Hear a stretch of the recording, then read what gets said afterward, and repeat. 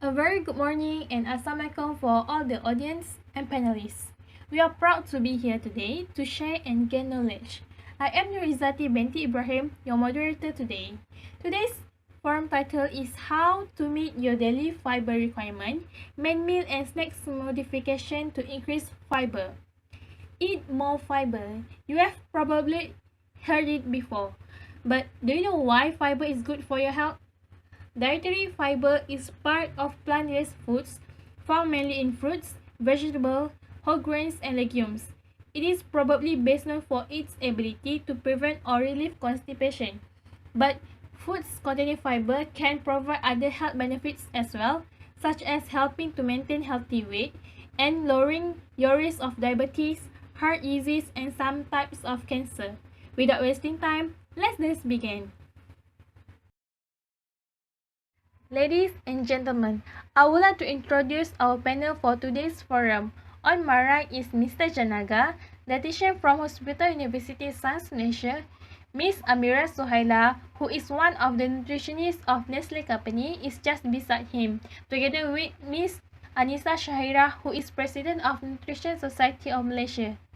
Well, on my left is Miss Siti Iziani, who is representative from our Ministry of Health, and Miss Wan Nur Hafiza, who is sitting beside her, is celebrity chef in Malaysia, together with Miss Connie Johnny, one of the diabetes patients who received treatments from HUSM since last year. They will be sharing their opinion on this matter to give advantage to our fellow audience, the patient of diabetes and hyperlipidemia. So, I would like to start this topic with definition of fiber. Miss Amira, would you explain to us?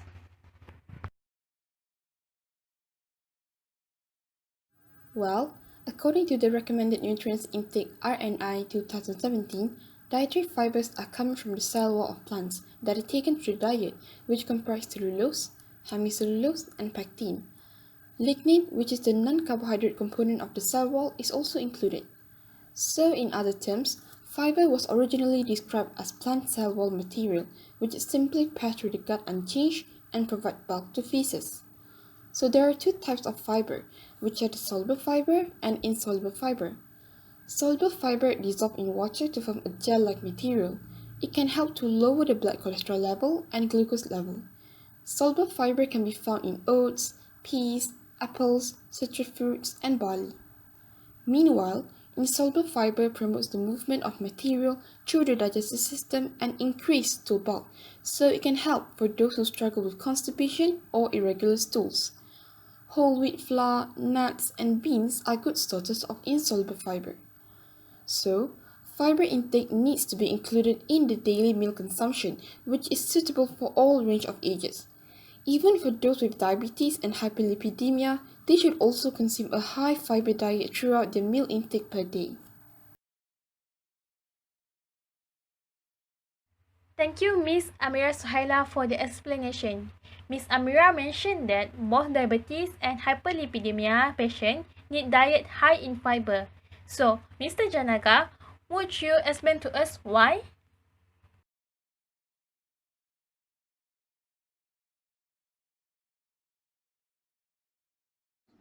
First of all, thank you, moderator, and yes, thanks to Miss Amira also on explaining what fiber is. So, why the diabetes and hyperlipidemia patient have to take high fiber diet? Yes, they have to take high fiber diet. This is because in recent research stated that high dietary fiber like whole grain food and and cereals, oats can improve insulin sensitivity and improve ability to secrete the insulin adequately to overcome the insulin resistance. So insulin sensitivity means how the sensitive the body cells are in response to the insulin. If you have high insulin sensitivity, definitely allows the cells of the body to use blood glucose of yours more effectively. So this can reduce the blood sugar. So this occurs because the cereal made from oats and barley possess water-soluble gel-forming fibers such as beta-glucan.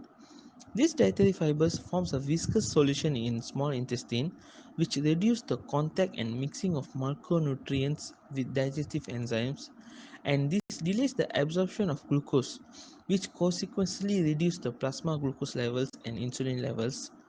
This one is for the diabetic patient on how the dietary fiber will maintain the blood glucose or reduce the blood glucose. Let we see for the hyperlipidemia patient how the blood level of cholesterol is reduced.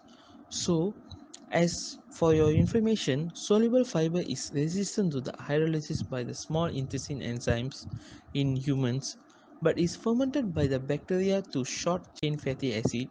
Normally we will call as SCFA in the large intestine.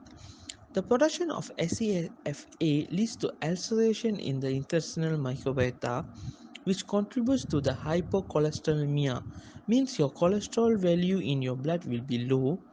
So dietary fibers add bulk to the diet, absorb and sequester the cholesterol, and thus decrease the hepatic absorption and increase the excretion to bile and fecal lipids and bile acids. While both soluble and insoluble fibers are indigestible and can be fermented by the bacteria using its own enzyme to hydrolyze the fiber, soluble fibers are much more easier than the insoluble fiber because it's fermented by the gut bacteria and thus have some prebiotic function and provide a source of short chain fatty acids, and such short chain fatty acids are rapidly absorbed from the large intestine and can be oxidized for energy production. So the absorption of short chain fatty acids such as propionic acid has been shown to decrease the cholesterol synthesis in the liver. This will eventually leading to decrease the blood cholesterol, and this actually reduce the absorption of cholesterol in the blood. Thank you. Thank you, Mr. Janaga. So now we know why both diabetes and hyperlipidemia patients need more fiber.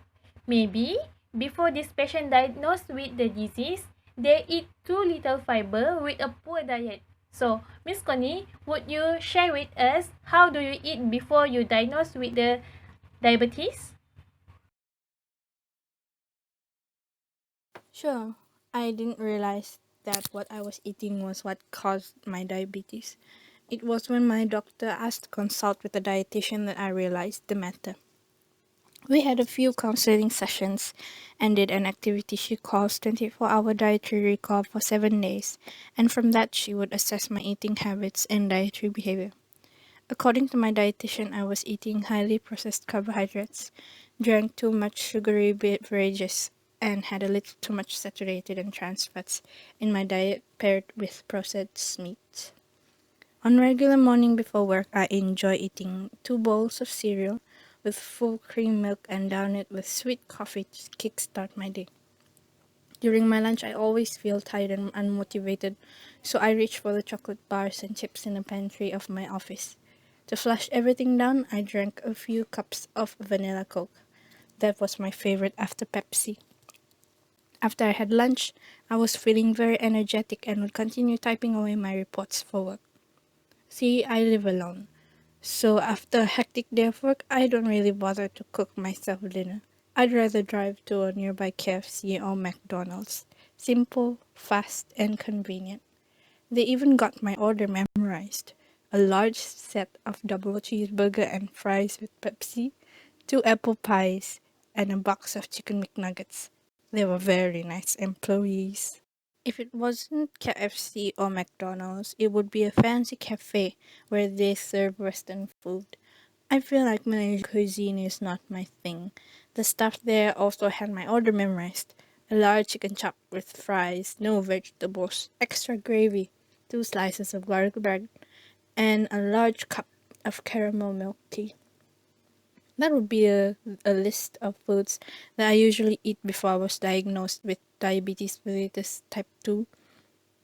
But now, after making small changes and try to make healthier choices, I cut down some of my favorites and have them once in a few weeks for now. Thank you, Miss Connie. So, as she mentioned, she was alone. That's the reason why she chose fast food most of the time instead of cooking for one person. What do you think, chef? Living alone make us eat more fast food rather than cooking?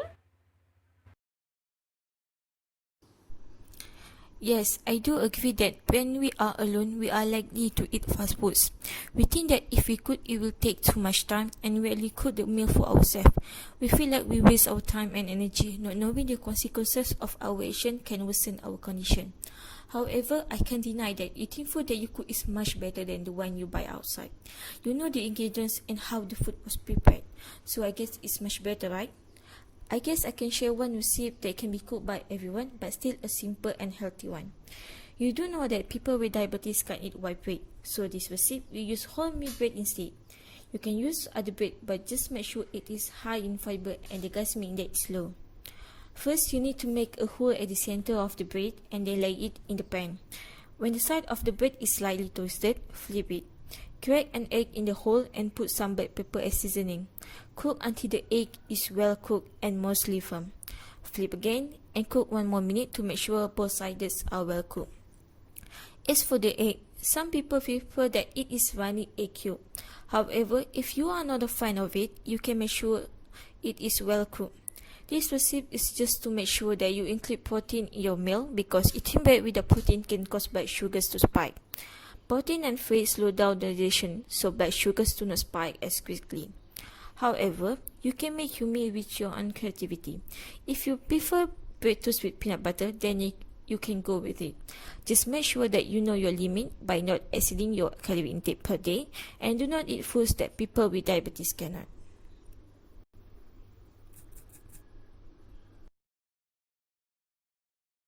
Thank you, Chef Wan Nur Hafiza, for the explanation. I remember that Miss Connie has mentioned that she was advised to increase fiber intake in main meals and snacks. What is meant by main meal and snacks? Can you explain to us, Miss Amira? So, a meal is an eating occasion that takes place at a certain time and includes prepared food. In most modern cultures, three main meals are eaten: in the morning, which is called breakfast, afternoon, which is called lunch, and evening or late evening that we call dinner. It is very important to be consistent and disciplined with the time at which we take our meals. The time at which we have our food can determine the pace of our metabolism.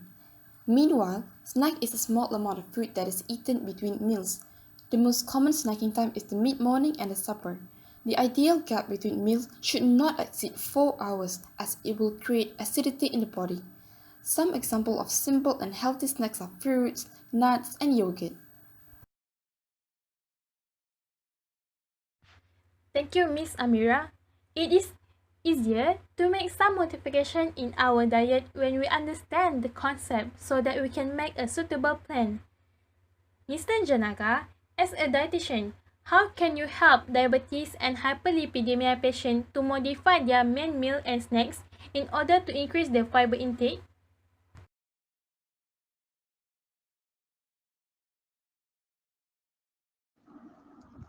Alright, thank you again for the question, moderator. It is not a big thing to introduce fiber in your diet. Fiber actually is in your diet, but you have to take some more in your diet. You have to take high fiber foods. Just follow some simple steps. The first step is you just have to take breakfast. You have to must take breakfast since a lot of nations like to omit their breakfast. So try to take the breakfast with high fiber breakfast such as cereal with whole grain. And you may try to add more legume in your diet where legumes have high dietary fiber. Example of legumes are bean, peas and lentils. You just can add these to your diet. For example, you can take beans in your soup, can add peas in nasi goreng and lentils as of items in lunch or dinner, even breakfast. Then you can add some whole grain flour with the normal flour if you bake any cake.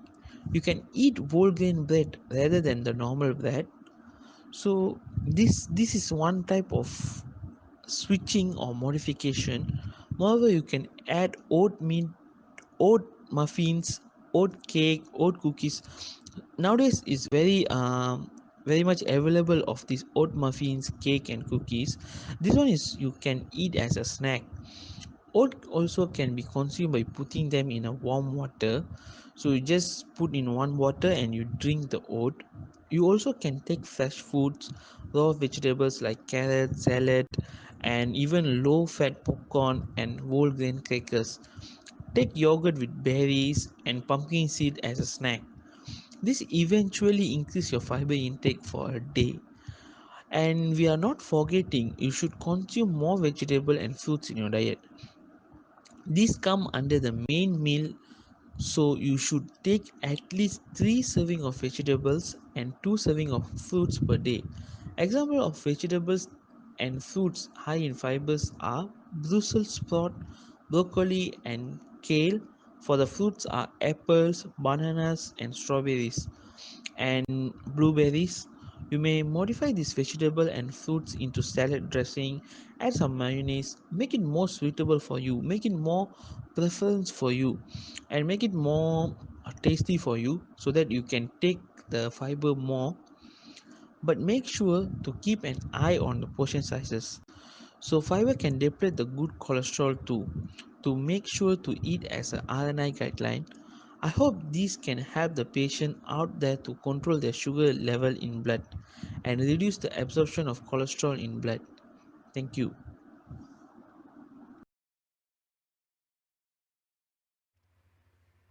Thank you, Mr. Janaga. Those steps and modifications that are mentioned by Mr. Janaga seem practical to us, not only for diabetes and hyperlipidemia patients, but I believe that some might face some challenges to implement the suggested modification. Ms. Connie, do you have any to share with us? As a matter of fact, I do have some questions from both me and my friends from my support group.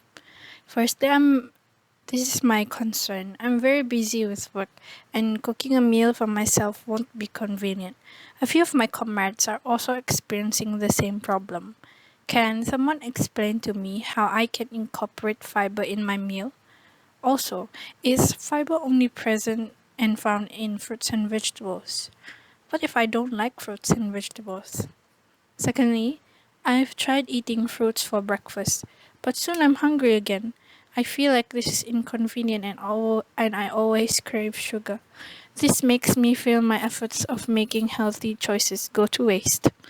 Next, one of my diabetic friends is also diagnosed with irritable bowel syndrome.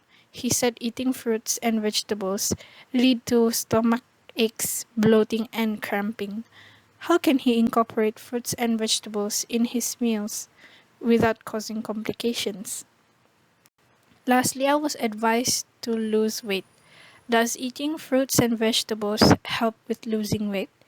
If so, how much is the recommended amount? That's all from me. Thank you, Ms. Connie. It is actually hard for some to make changes, especially in their diet.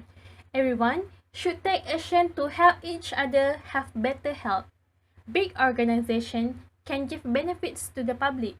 So, Ms. Anis, as a head of Center of Nutrition Epidemiology of Ministry of Health, is there any government policy on how to increase the fiber intakes?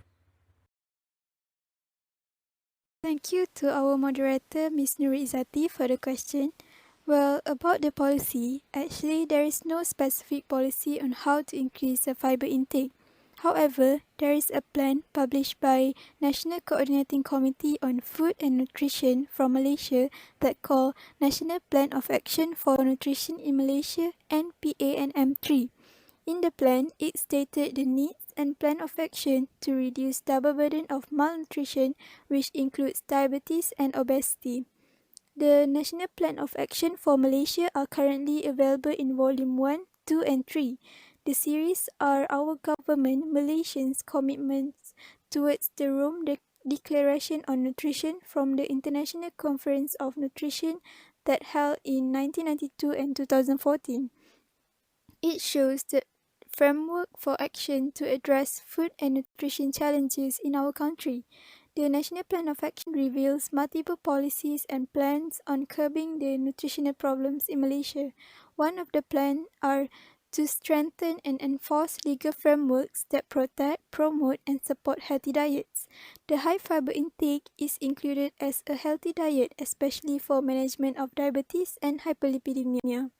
This will this policy will ensure there is a program for nutrition promotion to increase fiber intake to educate the community about its benefit and why it is important for them. Thus, this will eventually contribute to the increase of fiber intake based on recommendation. I think that is all regarding to the policy on how to increase fiber intake. So that's all from me. Thank you. That's a good effort. However, what if we cannot accept the high fiber food at all? Do we need to consume supplements to meet the benefit? Which one is better? Thank you for the question. Regarding to the fiber supplement, as it is with all the nutrients we need, regardless of whether macronutrients such as fat, carbohydrate and protein, or micronutrient such as vitamin and mineral, it is always better to obtain them from food before supplements.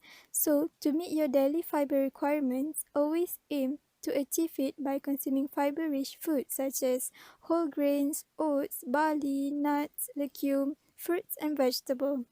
They not only provide you the natural food, they not only provide you with a variety of fibers, but also several other vitamins, minerals, and antioxidants. However, for those who struggle to meet their daily fiber requirement, it is important to incorporate fiber supplement as a part of well-balanced diet. This can help close the gap. But we must take into account that some fiber supplement when consumed alone is not enough to meet the needs of the fiber requirements.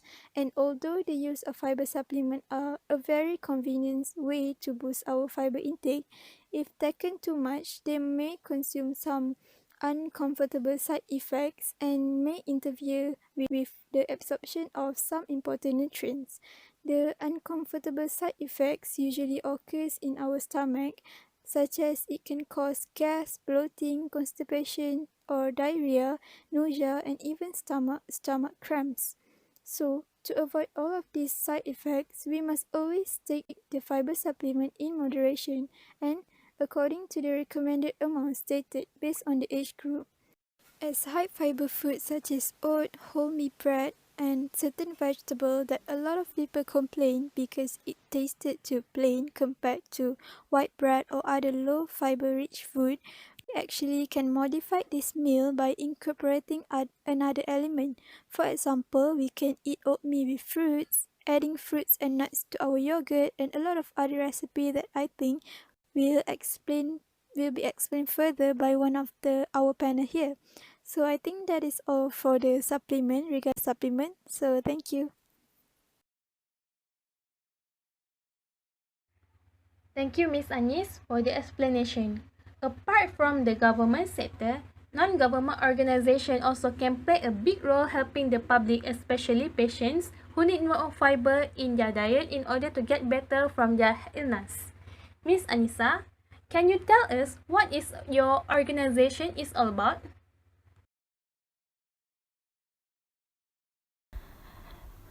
Thank you for inviting me in this sharing session. Let me introduce myself first. I'm Anissa, one of the nutritionists in Nutrition Society of Malaysia.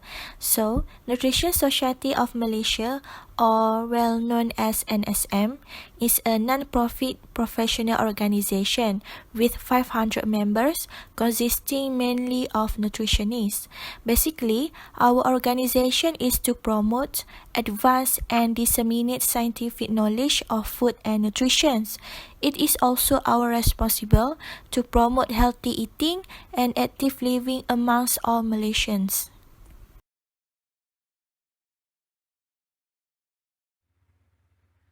So, what are the initiatives that Nutrition Society of Malaysia have done related to increasing the fiber intake?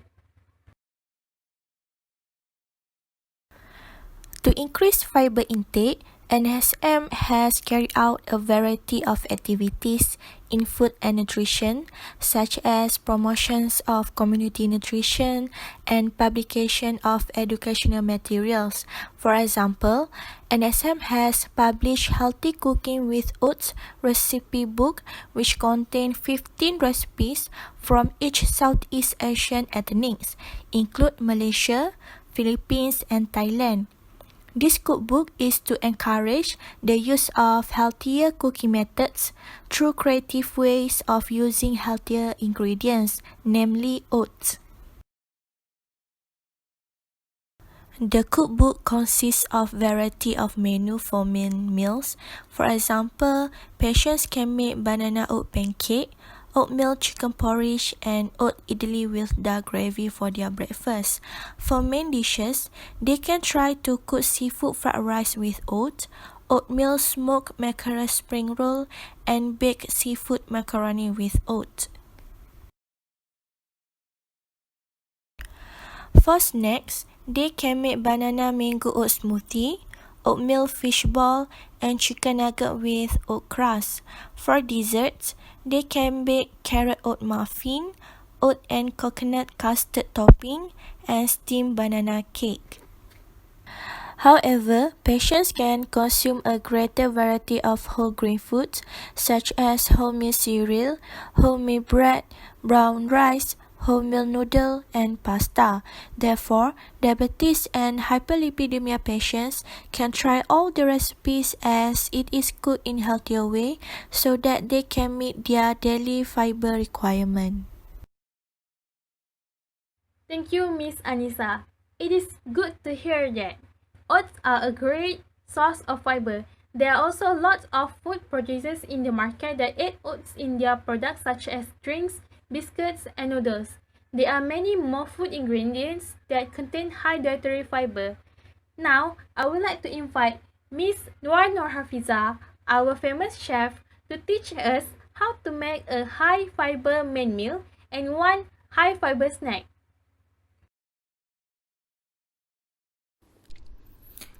One of the simplest recipes but high in fiber is oatmeal.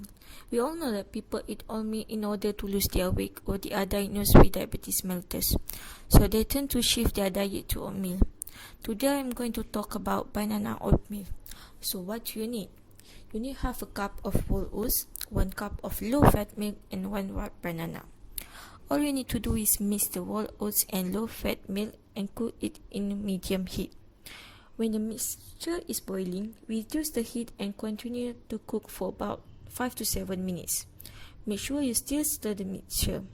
You know the oatmeal is ready when the oats have soaked up most of the liquid and it looks creamy.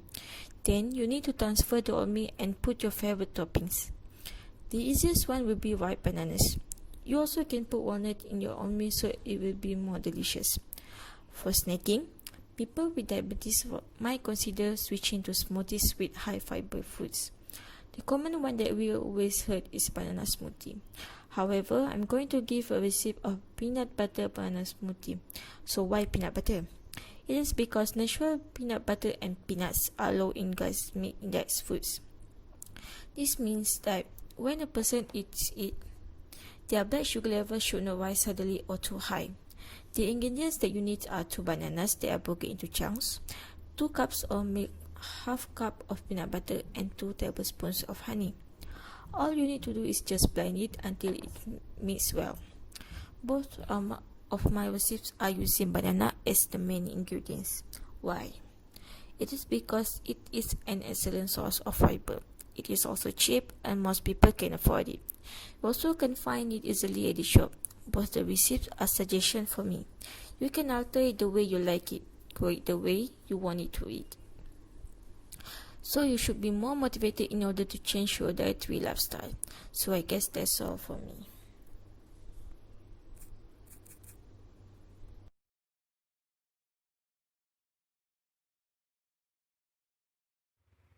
Thank you, Miss Nur Hafiza.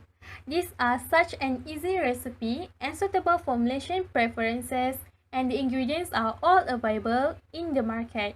I hope this recipe can give us ideas to prepare and eat high fiber and healthier food. In conclusion, all of us should try our best to practice a good diet, not only to prevent the disease from getting worse, but also to get a better life quality. Every time we eat or drink, it is either feeding disease or fighting it. Thank you to all audience and fellow panelists. See you in our next forum. Bye!